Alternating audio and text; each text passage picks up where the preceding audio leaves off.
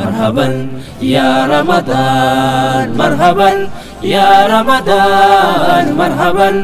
يا رمضان شهر التوبة بسم الله جل قمنا مقا ربي جبا آغسين أغيسفنا قرر كيسن أسكبا تركام فيدان إيغل إمال لكرا ديرا ودو غاري لبساني كيري والوامون سيرا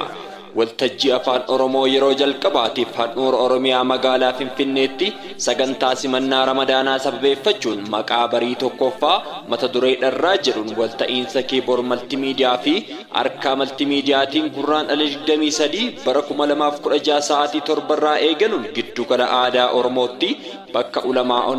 دائوان akkasumas hayyoonni fi hooggantoonni hedduun argamanitti digaggeeffama sagantaa kanarraan hafina haftanii mongabbina barii tokko jedhee abdiin eeganamu sagantaa kanarraa hafuun hin yaadamu waamicha walii irraa muslimni yoom dhabama mijoon keenya guutuudha koottaan irraa dhandhama gurraan 23 sa'aatii torbarraa eegalee wal argaan keenya giddugala aadaa oromootti haa ta'u odeeffannoo dabalataa duwwaa 939 55 10 shantamii sadi yookiin immoo duwwaa 921 duwwaa 9 kudhan irratti bilbila keeboor maltiimiidiyaa fi arkaa maltiimiidiyaa nuuruf deegammachuu ammas barjaalaan marhaban